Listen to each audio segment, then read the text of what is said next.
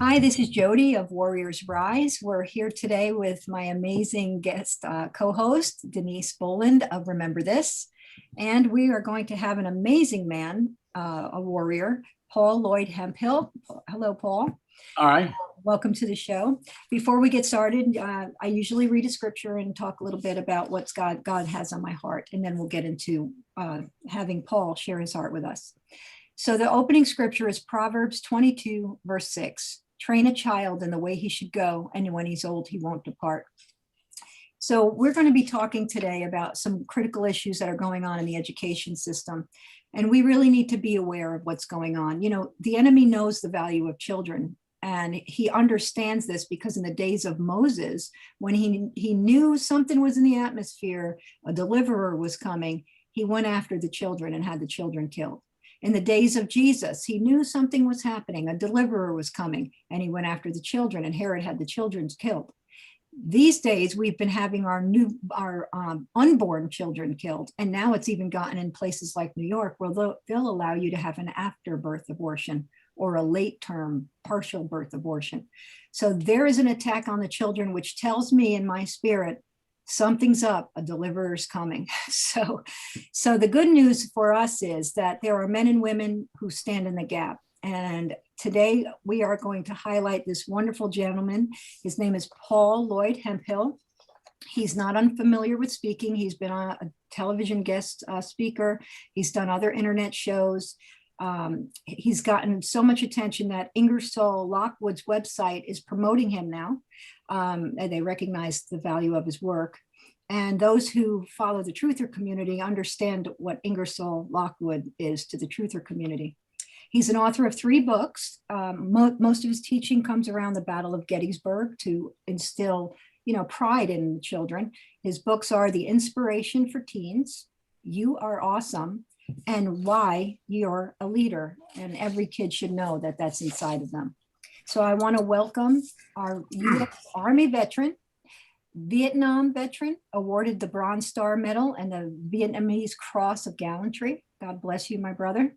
And he's the chairman of the American Education Defenders. And he, again, like I said, is funded and supported by Ingersoll Lockwood. So welcome to Warriors Rise.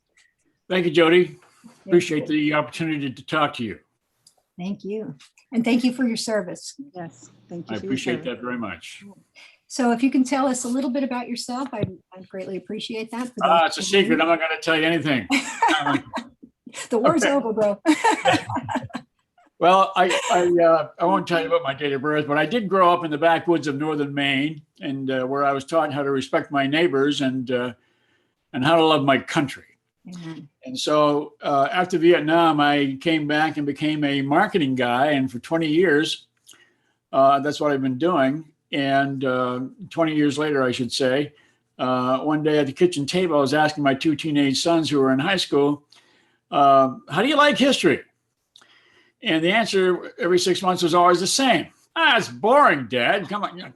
Do you have to keep asking the question? It's the same answer. Don't you get it? So I decided one day to run down to the library, and I asked the librarian, do you have anything here that tells a young person why history could be exciting, interesting, and she said, you're kidding, right? And I thought, well, that's my Damascus moment. On the spot, I knew that my mission was determined, that I had to do something about informing our children that history is really valuable. And so what I did was I spent several years researching the largest human catastrophe in American history. No, not Pearl Harbor. No, not 9/11, but the Battle of Gettysburg, where we had 51 casualties in only 3 days. The anniversary of which, by the way, the 158th anniversary is today, okay, July 1st. And so I want to be careful here because I don't do history. I don't write history. I do what I like to call the lessons of history, what we can learn from history, from my interpretation. And that implies that you can have your own interpretation as well. And I think that's a good thing because human nature is rich with meaning. So was that answer short enough? That is short enough. Wonderful. And so what inspired you to take a leadership role in the craziness that's going on today?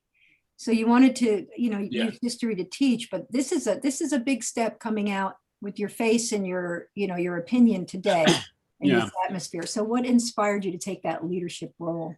Good question. As a Vietnam veteran, I resent anyone who tells me that I risked my life in defense of my country for nothing.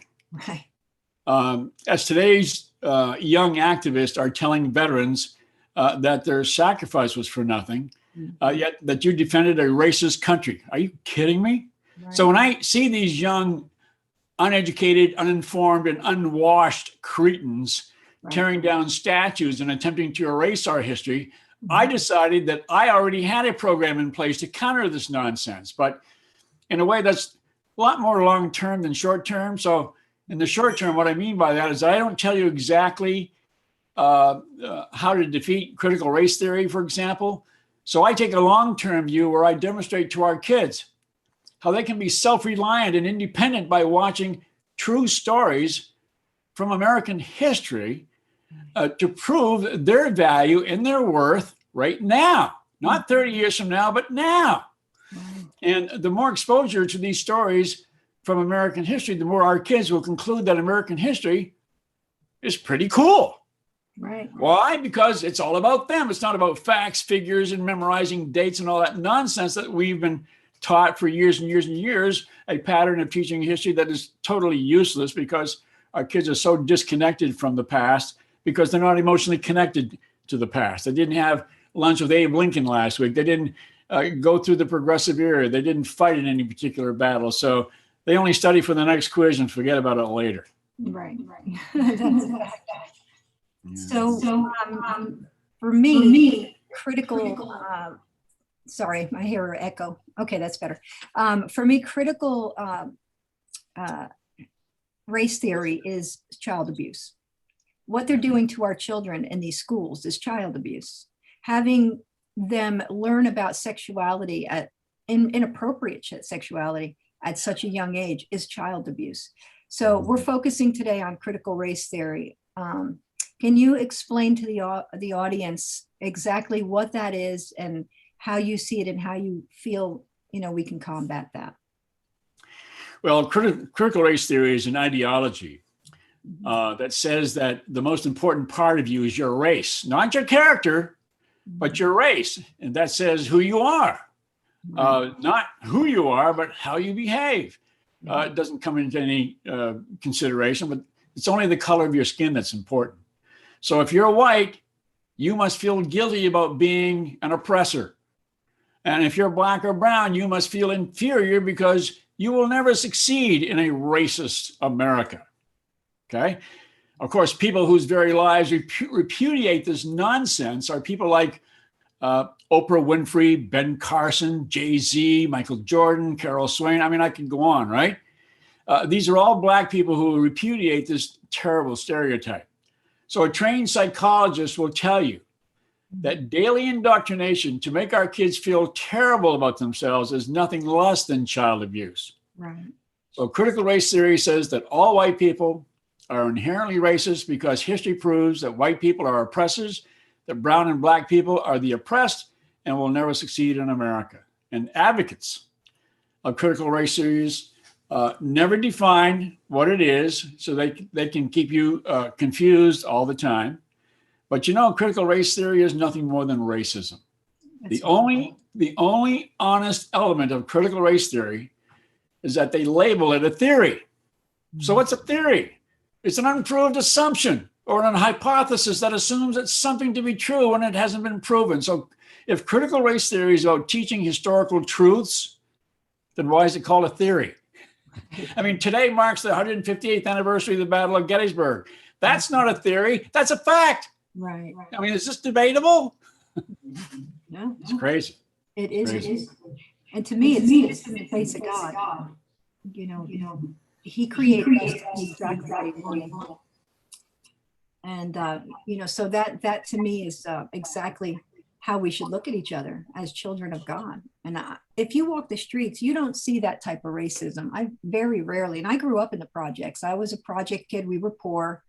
and it was all the poor whites, blacks. There were a couple of Asians and Hispanics, and we were all mixed up. It was a beautiful cup of soup.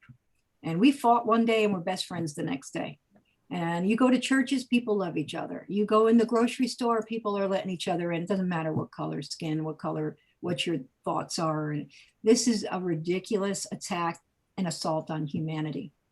It is. So, Jody, somebody asked me the other day, did I change my focus from history in Gettysburg to critical race theory? And my answer was no, my focus really hasn't changed at all. One of the end results of critical race theory, which I believe is the most destructive result, is to make our children feel terrible about themselves. By contrast, and this is where my program is so dynamic, I make our children feel great about themselves by showing them proof on video with true stories from our nation's past, what they are capable of right now, what they can achieve right now, and why their tender and inexperienced lives have value and worth right now. Can I give you an example? Yes. Okay. There was a young woman at the Battle of Gettysburg who suddenly, of course, didn't realize what was happening in her town. And her mother tells her to go down to her uncle's house. And by the time she gets there, she sees in the distance something being thrown out the window. And the closer she gets, she realizes, oh my God, these are body parts. And the scene so frightened her, so disturbed her that she started vomiting quite a bit.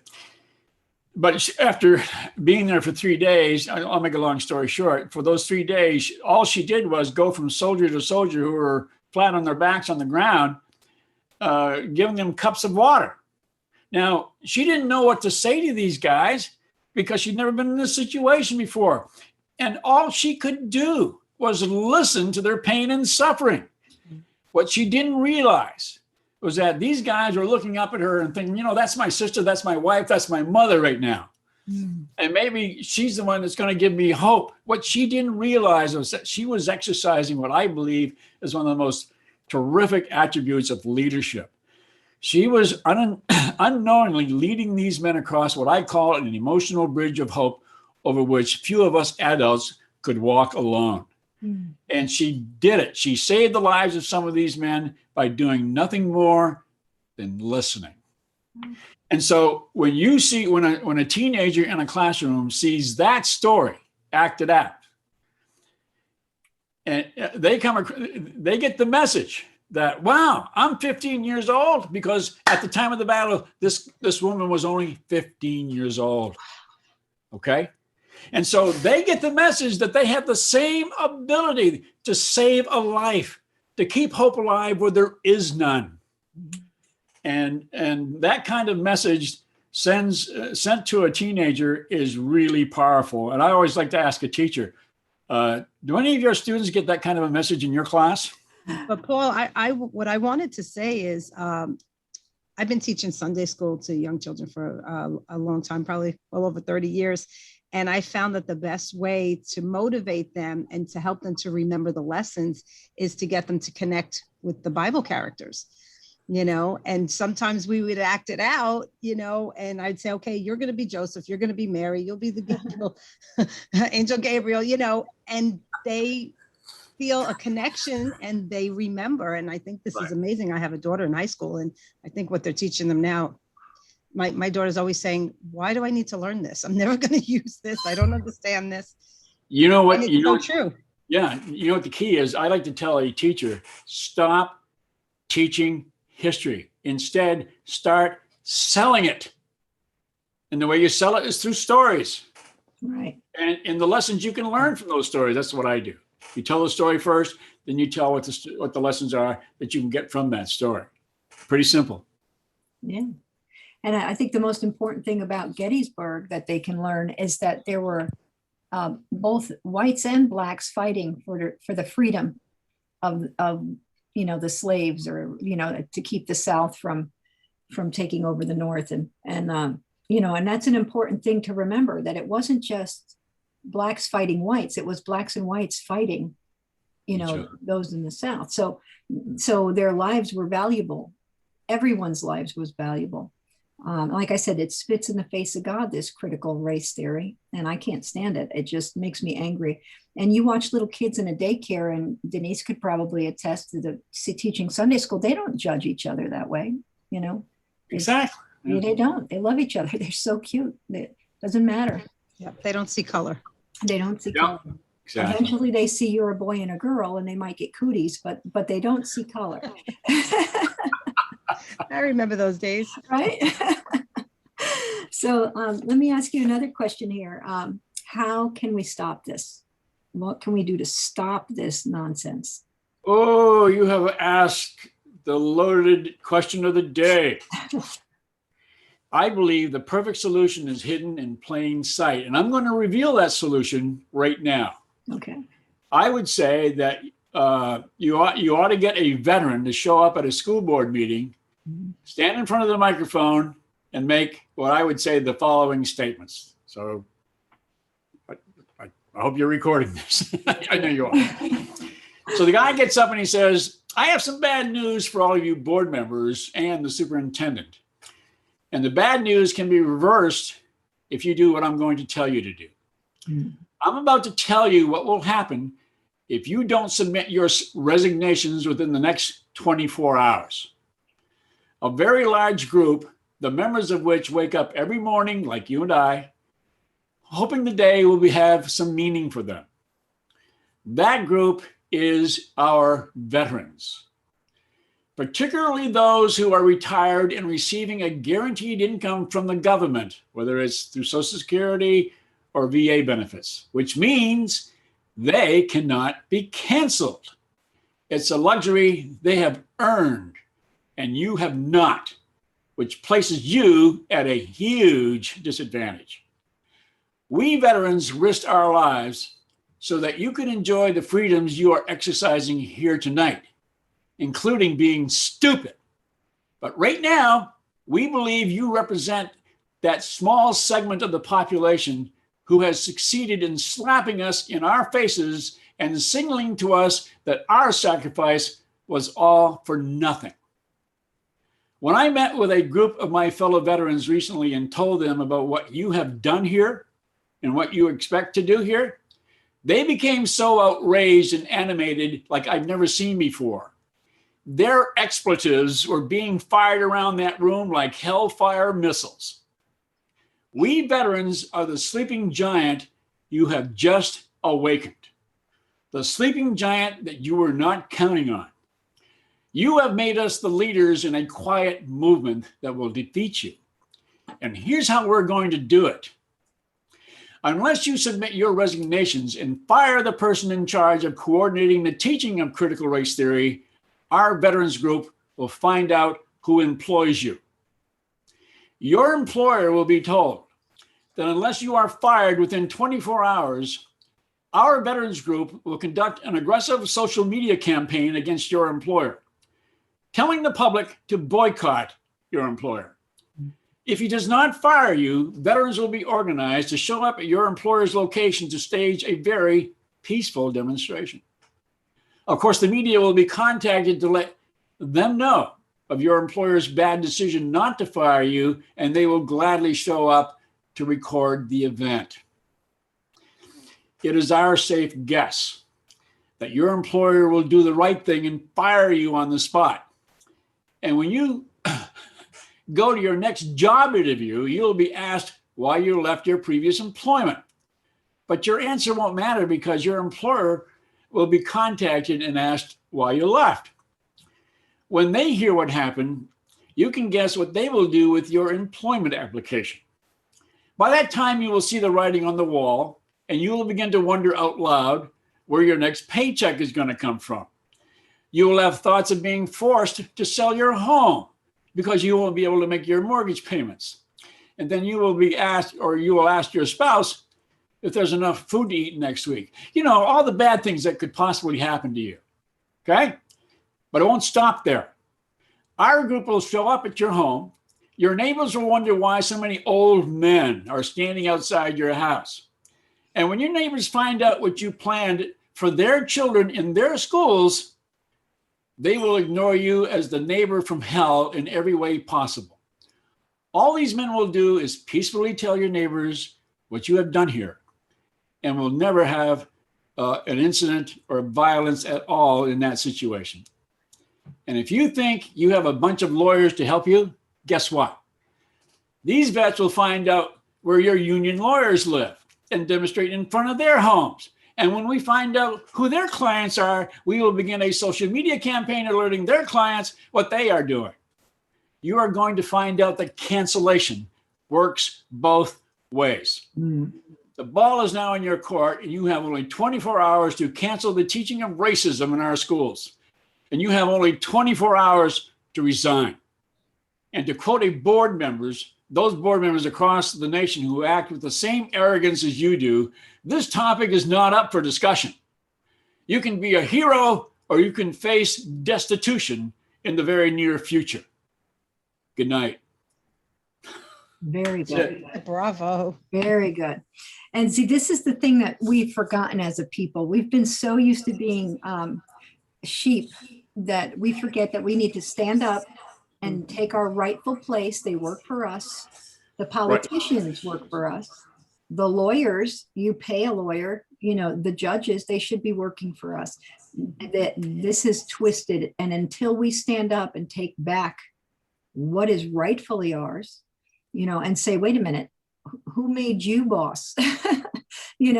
Because they're not the boss. We are, we the people, until we stand up. Think of, didn't you meet the mama bears, Denise? Did you meet the ladies? Yeah, maybe. Yes. Two lovely stay-at-home moms. Their children are in school, wearing the masks, 8 hours a day, 5 days a week. They started developing staph infections. Their daughters were getting sick. And anyone knows anything about a mama bear, don't mess with my kid. Right. That's when they said that enough is enough. And they fought back. They fought against the school system, and they got the mask mandate removed. Because it hit them. When it hits you at home, you know what I'm saying? When you see that you're suffering or someone you love is suffering, that's when you're like pushed up against the wall. And that's when you start fighting back. And maybe not enough people are there yet, but I see more and more people are fighting back today and standing up for their rights. Well, Denise, I think with parents showing up at these school board meetings, my whole shtick is they're wasting their time. They're venting their spleen. And the school board members are just going home and saying, okay, fine, they got upset, but we're just going to continue with our program anyway, which is the reason why I came up with my suggestion of having a veteran show up with a whole bunch of veterans sitting behind him. I mean, crowded room of veterans, and getting action right away. I mean, how are you going to stay neutral to a threat that you could lose your job tomorrow? That's right. Yeah. I mean, come on, stop with the venting of your spleen and just get a veteran in there to say what I just said, and it's over, done. Yeah, we just need to gather the groups, but it does show that exactly what Denise was saying. When they're pushed up against the wall, even someone who doesn't have the experience you and I have as veterans that are, they can't question us. It can get done, and people have to stop being afraid. And we need to gather the veteran groups together. And we were saying that before we went on air, you and I were talking.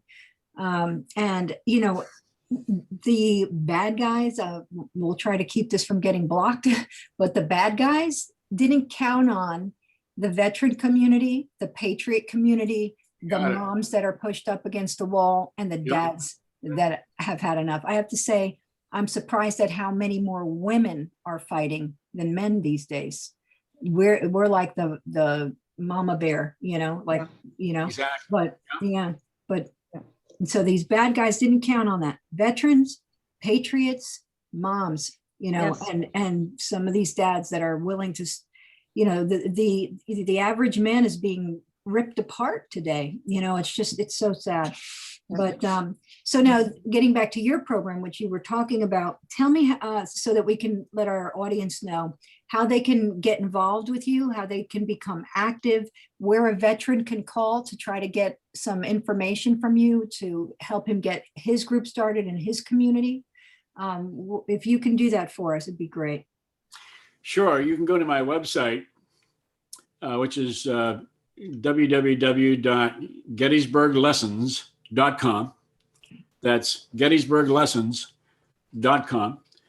And when you get to that page, you're going to see a video of me talking about what my program does for kids. I'm basically talking to a teacher with that video. Just below the video, there's a statement that says to the effect that if you can donate to our efforts to get the word out, click here or donate here. There you go.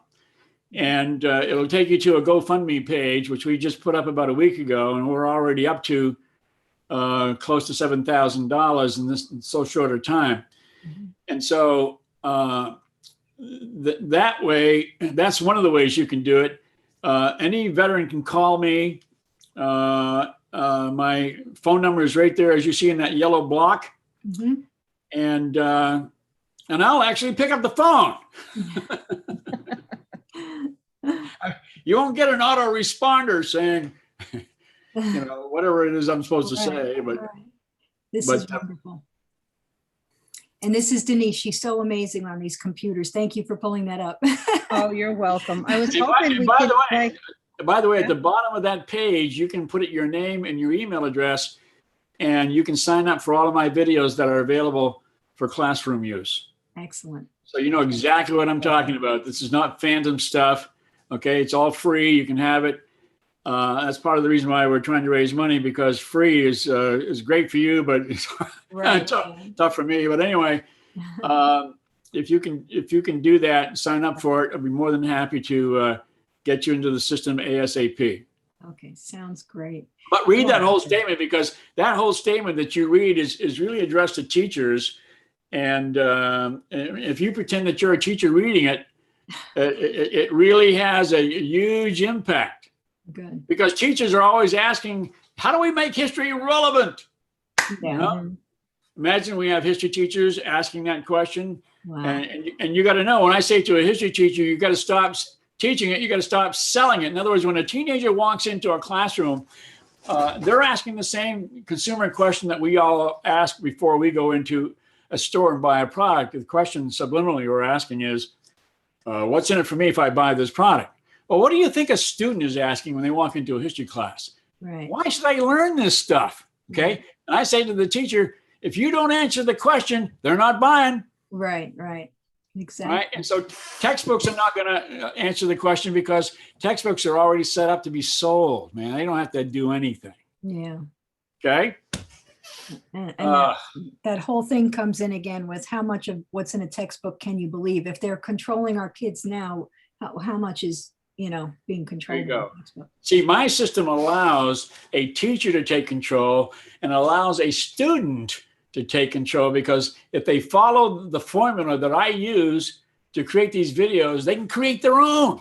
Yeah, that's beautiful. In other words, if a teacher can follow my formula for, let's say, his next course on World War II history or the Progressive Era, whatever the event is, okay, and assign every student in the class to read one book for the entire semester, and bring in from that book 3 really relevant stories that they really liked, share them with the class, let the class vote on whether or not that was a great story or not. And then when they decide on what's good, then they go work with the video department and create a video on it, so that history becomes a real hands-on experience for these kids. Yeah.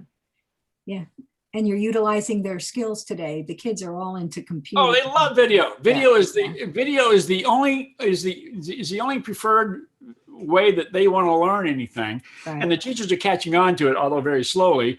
And so if you give a teenager, if you teach them the way they want to learn instead of teaching them the way you think they ought to be taught, you're going to be way ahead of the game. And that's what I've done with my program. Yeah. You develop a format that is attractive to them, that relates to them, so they'll pay attention. Right. And I was just on an interview with a group of students in Norman, Oklahoma. The principal likes to say that he is the principal of the most expensive private school in Oklahoma. And these students were telling me that one of the things they loved about the videos was that they were short. Yeah. You know, they're about five minutes long. They have short attention spans. Right. Children. Exactly. There you go. There you go. And, Like- and if you're not acclimated to the way they learn, forget it. Yeah, You know. that's right. Yeah, it's amazing. You have a video. I don't know if Jody, we can play it real quick. It's I guess it's like a trailer to your video for teens, Can I Yes. do that? inspiration for teens. Yeah, go ahead. Yeah. Yeah. Okay. So let me share the screen. I'm excited to see it. I didn't see it Yeah. yet. Is that the second one down? I'm on Smash Words. Let's see. Smash words. Oh. No, not that one. No. No, you want to go on the second video on my website. The second Okay. one down. The second one down. All right. Let's do that then. I see those kids' faces and my heart just. Yeah. Here we go. All right. Yeah, second one down. Next one. Keep going. This one. Right there. Okay. Bam. Let's give this All a right. Awesome. Make sure I shared with sounds. If you can't hear it, let me know. Okay. Your students can learn a simple way to appreciate who they are with a character development program you make available by video each day, either before classes begin or as a course elective. And its theme is a simple truth that each one of your students will discover all by themselves. And that truth is, you're awesome. This is a program that will make your students better persons and better citizens as they watch videos that take their inspiration. Are you ready for this? From the famous Battle of Gettysburg, your students will learn not how to fight a battle, but powerful life lessons that come from a battle, such as how to give meaning to your life, how to achieve your own credibility, how to speak up and get respect, how to read the road signs on life's path, how to use a simple formula for success, how to motivate people to trust you, how to accept adversity as a positive force, and how to save anyone's life without really trying. With our video series, your school receives 55 videos, each between 4 and 7 minutes in length, each video telling a story and what life lessons you can use from each story right away, not next year or 30 years from now. And nearly all videos come with optional two-sided flashcards that have questions that will stimulate classroom discussion and reinforce the lessons. He's always telling me things about Gettysburg. It's hard to follow sometimes, but I think it's great because you're introducing history, real history to these children in a fun manner, in a way that they can really relate. But in a way that I don't tell them. Right. Because if you use the word history, it can be a turnoff. In other words, I always like to say to any adults who might be interested in the program, it's really a character development program or a leadership program. And because all the elements of leadership and character are demonstrated by 88 people that I chose from the battle to give us these life lessons that are just eternal. And having students come away from these videos saying, wow, I didn't know I could do this. Really? Wow. And the proof is right there on the screen. You know, it doesn't have to be theory. It doesn't have to be learned from a textbook. Take the textbooks and throw them away, please. Yeah. Exactly. One thing that stood out that I really like, you're teaching them adversity, you know, a positive way to handle adversity. And the Yeah. school system is teaching them to be offended by everything. Yeah, You know. there you go. Total opposite. They're teaching Yeah. putting such negativity out there. And this is a very positive message that you're putting out. Thank you. And because, you know, it's not a positive message just to make you feel good. Right. That's not the point of this stuff. Okay. the point of this is to let our kids know this is the way human nature works. Okay. And you're a part of that. And what's positive about human nature is what you already possess. All you have to do is activate what's within you. And this is what these videos will do. Am I passionate about this or what? I love it. I love the passion. And the kids need it. They need it today. These kids are so talented that we adults, I am convinced, and I remember bringing up my two kids, we adults do not give our kids enough credit for how smart they really are. Yeah. Okay. I always like to say to kids now, the only difference between you and me is I happen to have more life experiences than you do. Mhm. That's it. That's the only difference. You possess everything that I possess. I possess everything that you possess. Great qualities. All you have to do is activate them. That's right. And you can do that with great stories from American history, and American history is just rich with life lessons and stories that you can learn. You never have to take another course in history at all. Yeah. So anyway, I think what's going to happen eventually, maybe it's going to happen long after I'm gone, but I think that the way that I'm suggesting that teaching history ought to be done is the way it's going to be maybe 20, 30 years from now. Because I look at the way I am teaching history as what I call a pattern interrupt. In other words, when you had the candle being the pattern of light for centuries, that pattern of light was interrupted by the light bulb and our lives became better. When the horse was the pattern of transportation for thousands of years, it got interrupted by the locomotive, and then that became interrupted by the automobile, which interrupted the pattern of transportation, which made our lives better. And then you have newspapers, that was the pattern of information for centuries, that got interrupted by the home computer. So all these interruptions made our lives better. We were able to communicate better. And I'm looking at what I'm doing as the pattern interrupt the way history is currently being taught. So That's amazing. And, I when I was raising my children, they're in, their 20s and 30s now, but I would always tell them a wise man not only learns from his own mistakes, but from the mistakes of others. So, this is, what we can do. We can look at the positive things. And if there is a negative thing that America had to have a civil war or whatever, at least we learn from that, and then we don't repeat it because we've learned from the mistakes of others. So, but I just want to thank you both for being here, Paul. It was a pleasure. God bless you, and keep up the good work. And I pray you get a lot of traffic and we can start making this interruption happen in our children's lives. Yes. Thank you so much for your time. Thank you so much. Thank you everyone for coming, and we'll see you next time. Great. Bye-bye. Thank you. Bye-bye. Bye, Paul. Bye, Jody. Bye.